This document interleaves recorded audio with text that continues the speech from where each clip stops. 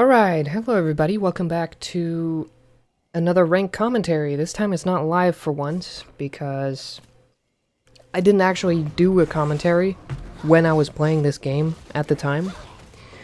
But as soon as I was done with the game, I thought to myself that maybe I could do some post-game commentary and just upload it anyway, because I figured it was a pretty good game to show you guys objective control. I've actually had people write me and, say stuff like, my team will never follow my calls, what do? I can't get any objectives because my team doesn't want to get any objectives with me, so on and so forth. And I think this game is going to show pretty well how you're supposed to deal with that. I mean, my team did cooperate this game, but in the beginning of the game I took some objectives on my own. So, I think this game shows pretty well how you can take the initiative. Also, by the way, as you saw right there from the gameplay, I didn't actually smite the Gromp at level 1. There's no particular reason for that in this case, because I'm just jungling against a Zac. If I was jungling against something that might invade me, then it makes more sense to save the smite for the blue buff, because it's safer. If you actually smite the Gromp and then get invaded at level 2, there's a very high chance that you won't get your blue buff, because you can get cheesed and you'll get fucked. Especially if you're playing against something like Shaco or Nidalee or Lee Sin.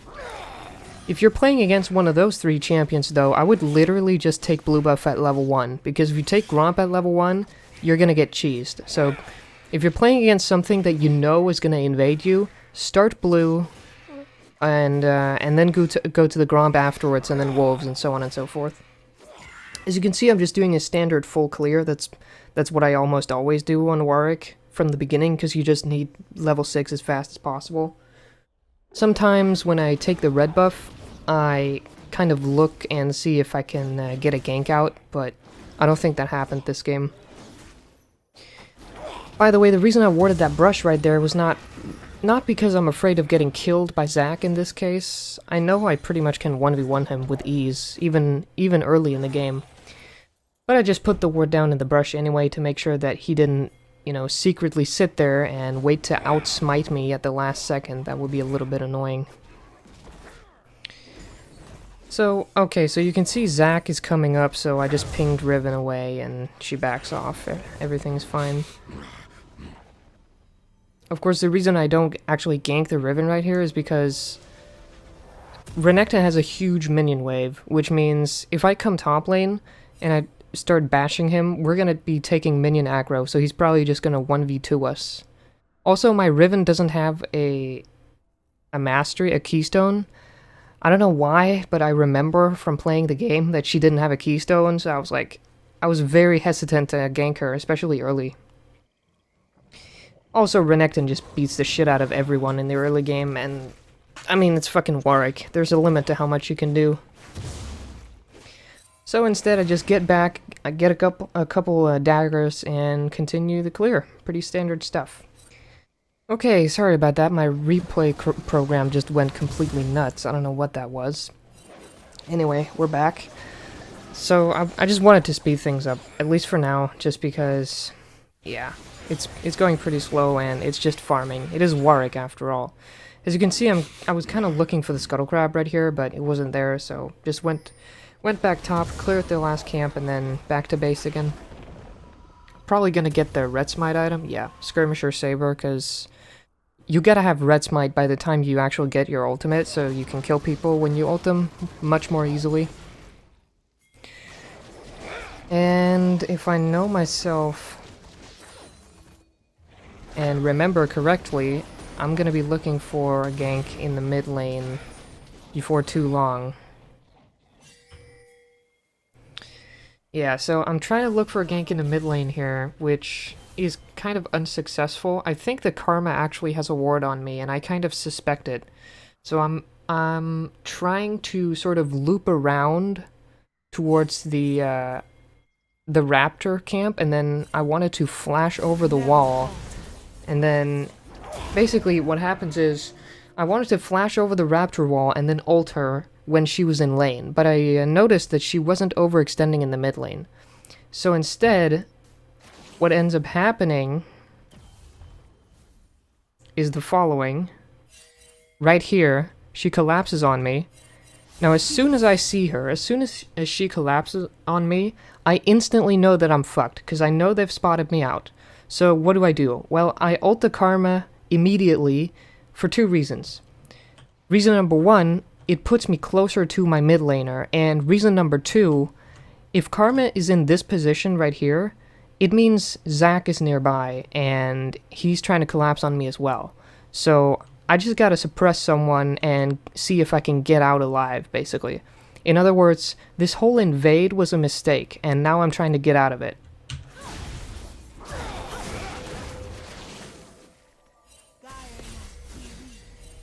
So as you can see, enemy bot lane collapses as well. Ahri collapses to try to help me, and I end up barely getting out. So if we can get the camera back. So basically, yeah, and I think Ahri dies as well.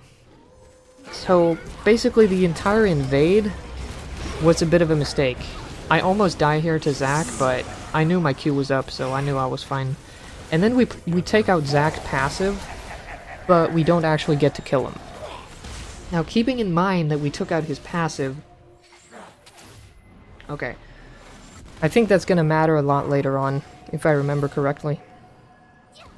But essentially what we can learn from that situation is it all just boils down to me overextending, because I thought that I could get something out of flashing over the Raptor wall and try to kill the Karma in the mid lane, and I didn't realize fast enough that I was actually getting spotted out, which was my mistake, obviously.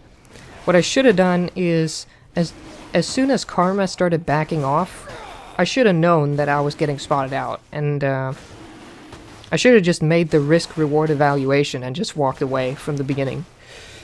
But it's okay, because since we ended up, in that skirmish, we ended up proccing Zac's passive and forcing him out, as well as forcing the bot lane out. I saw my opportunity to take a dragon that looks a lot more risky than it actually is. It's not that risky to take the dragon right there, just because, like I said, both Zac and the enemy bot lane was low, and they had to go back to base, all of them, and I knew they were going to do it, so I just took the dragon for free. So yeah, the invade was kind of a failure, but it ended up giving us a dragon in return. We did lose Ahri though, so it gave over a kill as well. But, so what's happening now is, I'm just gonna look for my red buff here. My ult is off cooldown again, which means I can start looking for ganks, but I want to get the red buff just to optimize the gank. And I don't know if I'm gonna actually go top lane here. I think he has wards. Yeah, he has a ward up there, so nothing special happens. Now, Ahri dies in the mid lane, and this is really interesting, actually. I wanna talk you guys through this, because I remember this, this scenario. So, Ahri dies in the mid lane, and Zac and Karma decide to push the lane up and try to deal some turret damage. Now, I'm coming in from the side, and basically, I have red buff, I have my ultimate up, and I have smite up. So when I see this situation, I basically see at least one free kill, maybe even more than one free kill, depending on whether a certain someone is going to overextend and try to turn the situation. So basically, in my head, on the way down, as I walk down, I just think, okay, there's a Zac there, he has no passive, and if I ult Zac, Karma can't do anything. The best thing she can do is shield him and try to turn, but I know that's not going to be enough. And if I ult the Karma, then number one, Zac gets away very easily because of his elastic slingshot or whatever. Or, option number two, he uses it to knock me up in my ultimate, which also screws me over. So, which one am I going to ult?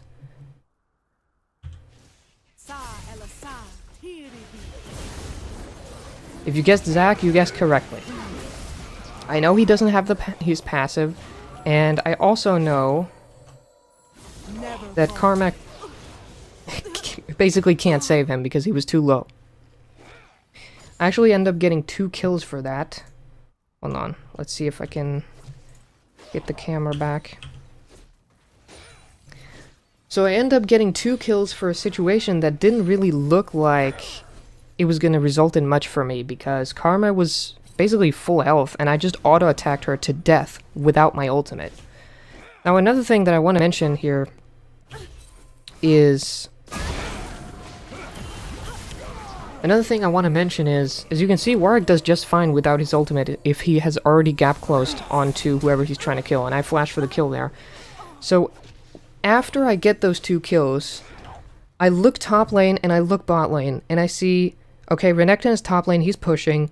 Enemy bot lane is also stationary and they're pushing. So what do? Do I go back to base because I'm low? Do I go back to the jungle and farm because my ult is off cooldown? No, I don't, because I realize that number 1, I have double buffs, and number 2, the enemy jungler and mid laner just got killed. So I use the opportunity to deal a lot of turret damage. So this is an example of what to do, especially because I have red buff, right? Red buff does a ridiculous amount of damage to turrets. So this was an example of me knowing what to...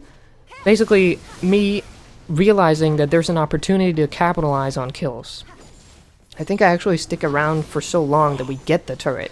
Yeah, so basically, this is something you see a lot of people not doing in lower elo, is they don't capitalize on kills with pressure. But those 2 kills would not have been worth nearly as much if I didn't stick around in that lane and use the opportunity to take the turret. So that right there is a great example of how you can take objectives on your own completely without any help from your teammates.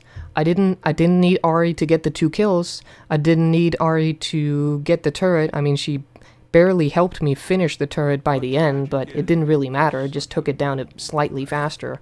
So I think that right there, that situation is a really good example of how you can play smart and independently of your teammates to carry games. And, am I getting my ultimate back or what? Yeah, I already have it. Okay, so apparently I was looking mid again. I think this game I pretty much choose to ignore bot lane, mostly because, generally speaking, when I play Warwick, I don't really care too much about the bot lane, because bot lane is, I mean, it's harder to gank because they always have more wards than everyone else. So that's one thing that's slightly annoying, but another thing is Warwick only suppresses one person, so he's much more effective for ganking mid and top lane than he is for ganking bottom lane. Now I think I'm actually going to be looking, yeah, I was looking for a gank top lane, just casually taking the Scuttle Crab. I didn't worry too much about whether Renekton actually saw me there or not. I don't know, maybe I should have. It doesn't really matter too much, but I see some action going on and I see the enemy team is collapsing onto my bottom lane. So I try to sort of join in on the situation and just make sure that nobody gets killed on my team, but nothing ends up happening because my bottom lane is doing just fine on their own. So, and also Ahri was missing from their perspective, so there's no way they could have actually finished the collapse. So since I'm already in the area, figured I would go bot lane, see if I could get a gank. They have a pink ward, so I probably get nothing here. Alright, sorry about that, I'm back. So, at this point, basically, the situation I see here is I noticed that Karma is missing, and I noticed that Zac is missing. That's why you see the 2 question marks on the minimap. I just put those down for my team. Or 3 question marks, actually. So, I have a feeling that Zac and Karma are going to be looking for a gank, so that's why I'm sticking around. I'm just kind of sticking around for a counter gank. I don't think this ends up turning out very well for us, because Ahri is not in the area, so I'm pretty sure we end up getting murdered. What the hell was that sound? I don't know. I try to ult the Jhin and kill him. I get him super low, but it's not enough because there's no follow-up, so I just die. Obviously, that was a mistake. Basically, what I should have done there, I think, is I should have probably just let my team die. Like, I ulted Jhin to save my bot lane in the hopes that we could turn the situation around as a whole, but my bot lane wasn't in a position to actually help me out. Like, there's no way they could have done anything to save me. So I probably should have just let them die and then backed off quietly, instead of killing myself. Anyway, as you can see on the enemy team, they have a lot of physical damage, so I'm going to, I think I buy a Randuin's. That would probably be the smartest idea. And as you can see, I already have Ninja Tabi. So, again, just looking for my red buff. I don't have my ultimate up, so I'm probably gonna take the Krugs and then gank top lane if I... Yeah. I know myself pretty well when it comes to my own Warwick play. So I look for a gank top lane. I don't remember if it works out. Yeah, Renekton is not even in lane. He just pushed up the wave because it was a huge wave, and I just kind of stick around to wait and see if he stays, and then I decide that I want to stick around. And I decide that I want to stick around for the enemy blue buff as well, because I have literally nothing else to do. Turns out that Zac is doing it, and Karma is missing, so Ari and I end up kind of looking to see if we can get something, and for some reason, I don't know why, Renekton chose to back off instead of helping Zac at the Gromp, and I don't know where Karma is. So whatever is happening on the enemy team, I don't know what the fuck they're thinking, but for some reason, they're splitting up, and they already know that Ari and I are invading. So, of course, Riven is going to come down and collapse. So, I see Zac here. I know immediately he's out of position. I take the Grump and I ult him, and he's fucked. And that's pretty much it. Really simple invade. Just, I get a little bit of help from my teammates, and the enemy team is not grouped up, and everything goes to shit for them. Renekton flashes for a kill on my Ari. I return it, and I think Karma gets away. She should. And Riven and I go top lane, so here's another example of capitalizing on kills. We just killed the enemy jungler and top laner, so do we go back to base? Do we farm jungle? No, we push the goddamn lane and try to deal a little bit of turret damage. Now this example, I remember, we actually overextended, so what you're going to see here is Renekton is going to teleport in, and we didn't back off immediately, we waited for too long. And the problem with that is because we don't have vision of Zac and Karma. So Renekton goes in on Riven, I try to help her out, and bam. You challenge the unknown, you die. That's pretty much the story of that situation right there. So the whole idea of capitalizing on Renekton and Zac being dead is fine. There's nothing wrong with that. But the problem is that we overstayed for a little bit of extra greedy turret damage, which of course we shouldn't have. We should have backed off. As soon as we saw the TP from Renekton, we should have sniffed it out because, again, we didn't have vision, we didn't know where Zac was, so we should have just backed off immediately. Anyway, I think this is the point in the game where I start taking over for real. If I remember correctly, as you can see, my blue buff is up, so I'm just going to take that. It reduces the cooldown of my ultimate, so I'm probably going to look for a gank somewhere. Nope, I'm just going to take the dragon. Okay, so this situation I remember was really weird because I knew that my bot lane was skirmishing. I knew they were fighting. And I decided to continue taking the dragon anyway because I'm Warwick and I have a blue buff, so I know I can solo it.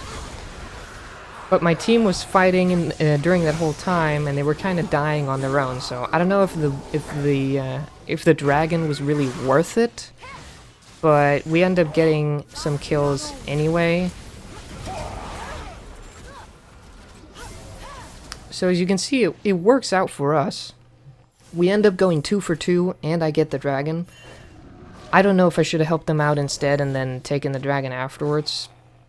I'm a bit unsure, but either way, a couple teammates die, we get the Drake, I get some more kills, I get a little more fed, and all of a sudden, level 11 Warwick is walking around with Randuin's Blood Razor and Ninja Tabi, and he has red buff, and can pretty much do whatever he wants. How can anyone do why do when you can simply ask? So I see Thresh collapsing with Riven on top lane, so of course I join in to get the kill on Renekton. That was a nice flay. I don't really do much here, just walk up and auto-attack him. Pretty simple stuff, and I look for an invade, I guess.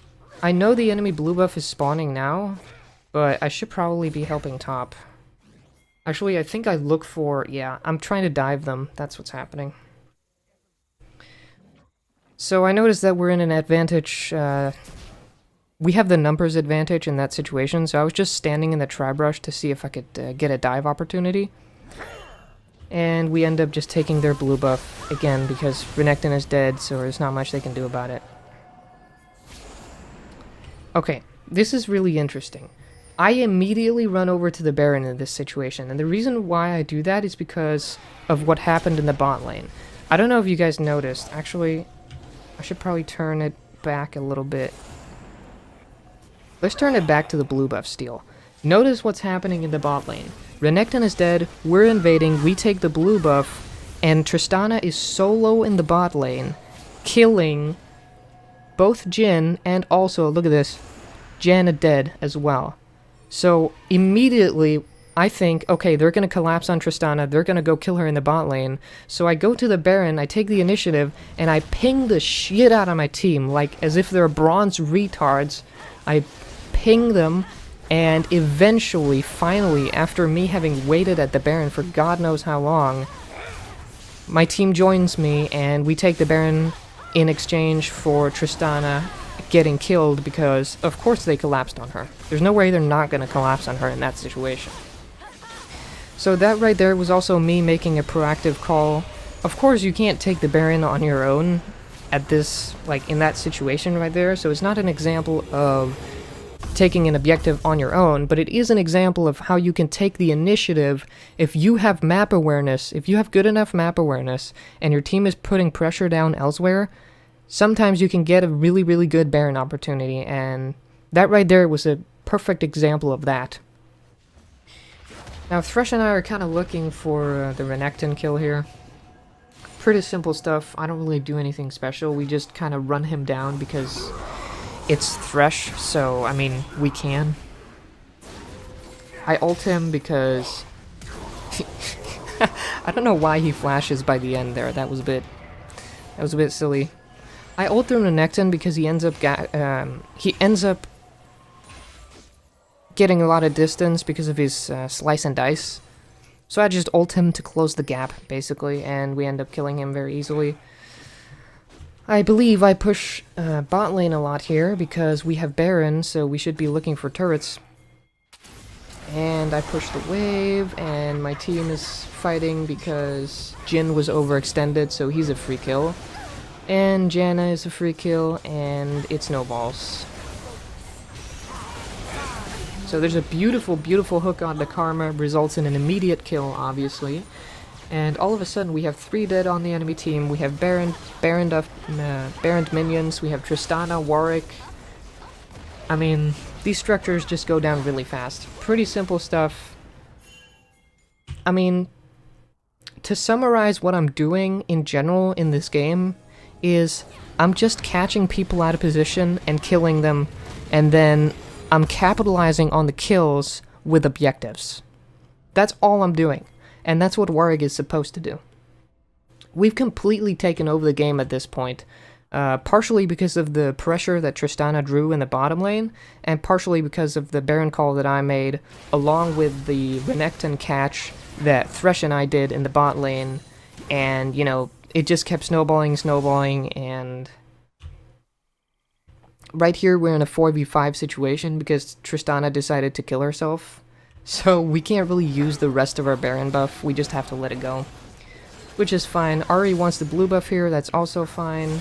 The dragon is spawning, but we're still outnumbered.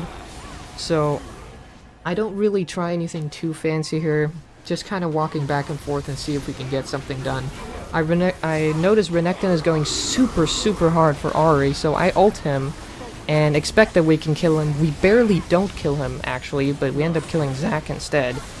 And Renekton, I think, kills Tristana, and chaos ensues, basically. Yeah, that flash was awful.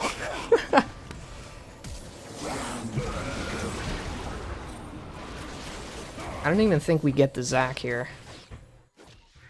No, we don't. We don't get the Zac because I'm because I gave my blue buff to Ari and she died. Whatever. They didn't get the dragon at least, and we kind of traded evenly. I mean, a couple people died on both sides. Actually, I think we only got one kill because the Zac survived somehow. Yeah, Zac survived, so they actually won the kill trade, but they were so low and the super minions were pushing at the same time to the point where we could just take the mid turret anyway, even though we're actually 3v4. So we take the mid turret with the pressure advantage and collapse on dragon afterwards because there's no reason not to, it's just free. And I think I go back to base after this because I probably have a lot of gold and... Well, actually I didn't. I only had enough for chain vest. But there was nothing to take anyway and I was low on resources, so... May as well go back, get the red buff, and look for top lane pressure because bot lane is already being pressured. So I'm just kind of farming Scuttle Crab, waiting for my team to show up so we can push the top lane together. Renekton overextends for the 5th time and I ult him again. Clear some vision. Actually, I'm going to take the camera here because stuff is happening.